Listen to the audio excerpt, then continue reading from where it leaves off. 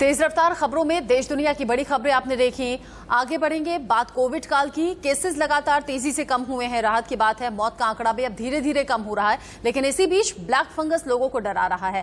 पहले कोरोना, फिर म्यूकोरमाइकोसिस यानी कि black fungus, yellow fungus, white fungus के बाद नई गंभीर बीमारी एस्परजिलस का खतरा देश में अब मंडराता हुआ नजर आ रहा है। ये बीमारी भी उन्हीं मरीजों में देखी जा रही है जो कोरोना पॉजिटिव थे और अपना इलाज करा चुके हैं। गुजरात के राजकोट में ही इस एस्परजिलस बीमारी से पीड़ित 100 से ज्यादा मरीज अपना इस वक्त इलाज करा रहे हैं। इसके सिम्टम्स भी व्हाइट फंगस के जैसे ही हैं। ये फेफड़ों में कफ जम जाने की वजह से होती है।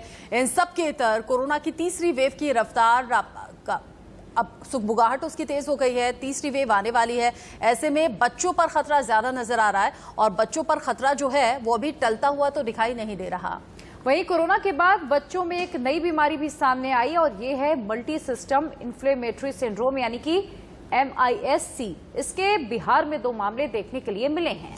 मल्टी सिम्टम्स इन्फ्लेमेटरी सिंड्रोम की चपेट में वो बच्चे आ रहे हैं जो कि कोरोना संक्रमित रह चुके हैं या फिर जिनके घर में लोग कोरोना पॉजिटिव रह रहे हैं। मतलब पहले black fungus, white fungus, yellow fungus का डर था। कोविड काल में जब कोविड से रिकवर लोग कर रहे थे, ऐसे में एस्परजिलस नाम की ये नई बीमारी, और उस पर भी बच्चों को लेकर खतरा ज्यादा नजर आ रहा है क्योंकि बच्चे तेजी से संक्रमित हो रहे हैं इस सेकेंड वेव में और कहा यह जा रहा है कि थर्ड वेव बच्चों के लिए ज्यादा खतरनाक होगी। बिल्कुल, और ऐसे में अब आपको चलिए ये भी समझा देते हैं कि एस्परजिलस के लक्षण यानी कि सिम्टम क्या है और ये आखिर फैलता किस तरह से है। तो देखिए, सबसे पहले आपको ये समझ लेना होगा कि इसके सिम्टम्स क्या है। निमोनिया जैसे ही एस्परजिलस के लक्षण होते हैं। इसमें जुकाम, बुखार और कफ जमना लक्षण माना जाता है। साथ ही कफ के साथ खून आना इसका जो मेन सिम्टम है वो है। संक्रमण फेफड़ों, सांस की नली पर असर ज्यादा करता है, कार्निया पर भी असर डालता है और कफ के साथ खून आता है। एस्परजिलस में इम्यूनिटी तेजी से घटती जाती है। कोरोना मरीजों को ज्यादा सतर्क रहने की जरूरत है और एस्परजिलस अब इस वक्त कई बच्चों में दिखाई दे रही है। बिहार में इसके कई मामले भी सामने आए हैं। ऐसे में चिंता अब बढ़ गई है। अब क्या है एस्परजिलस, इसको जरा समझ लीजिए। व्हाइट फंगस का ही एक रूप बताया जा रहा है क्योंकि सिम्टम्स लगभग मैच करते हैं, नुकसान भी एक जैसे हैं। व्हाइट फंगस के 2 रूप होते हैं, कैंडिडा और एस्परजिलस। कैंडिडा ज्यादा खतरनाक होता है।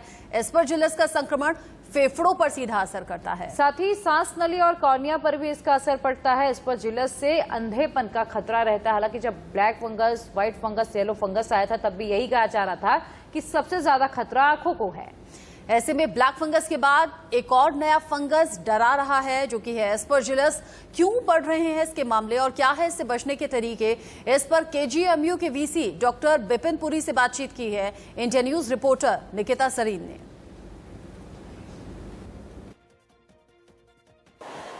कोरोना वायरस के बाद ब्लैक फंगस और उसके बाद अब एस्परजिलस नाम की एक बीमारी है जो देखने को मिल रही है और ये उन लोगों को हो रही है, ये उन मरीजों के बीच में फैल रही है जो कोरोना वायरस से ठीक हो गए हैं।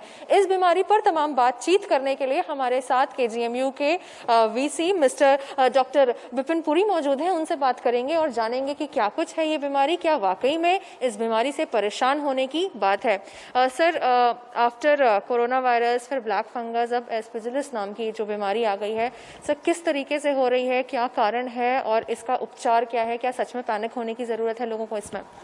देखिए, एस्परजिलोसिस जी, हमें एस्परजिलोसिस भी मिल रहा है इन द मिक्स्ड। हम जो फंगल जो स्वॉब्स कर रहे हैं, हमें mucormycosis is the most commonest, but हमें एस्परजिलोसिस भी देखने को मिल रहा है, हमें कैंडिडा भी दिख रहा है।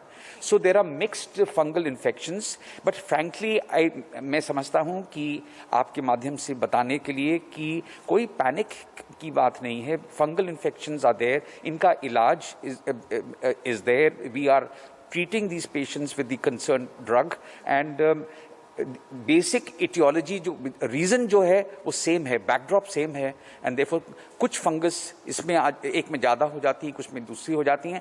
एस्परजिलोसिस पर से जो आप बोल रही हैं, that is predominantly a lung lesion. जो लंग में होता है उसमें एलर्जीज भी होते हैं, उसमें कैविटेटरी लीजन्स भी हो सकते हैं, डिसेमिनेटेड लीजन्स भी हो सकते हैं।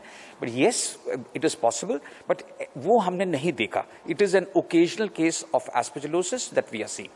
Sir everything is interconnected, like आपने बताया जैसे ये भी एक फंगल इन्फेक्शन है, और इस बीमारी के लिए, एस्परजिलस बीमारी के लिए एक खास बात ये सामने आ रही है कि जो लोग कोरोना से ठीक हो गए हैं, ये बीमारी अब उनको अटैक कर रही है। सर इसके पीछे क्या वजह है?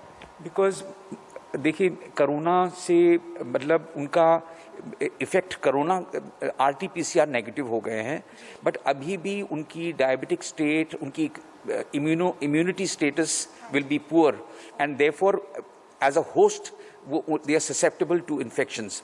दूसरी बात आप ये समझिए कि अगर when in many of these patients को काफ़ी antibiotics दिए गए हैं, when you give high ending antibiotics, इनकी susceptibility for other super added infections बढ़ जाती है, including fungal infections. So ये कुछ और reasons हैं why they can get fungal infections. Lucknow से वीडियो जर्नलिस्ट संदीप के साथ मैं निकिता सरीन, इंडिया न्यूज के लिए। अभी कोविड काल से हम उभर ही रहे थे कि ऐसे में black fungus, white fungus, yellow fungus और अब एस्परजिलस लोगों को डरा रहा है। आपके सहयोग की बार बार जरूरत है। प्लीज अपना ख्याल रखिएगा, सावधान रहिएगा। आगे बढ़ रहे हैं।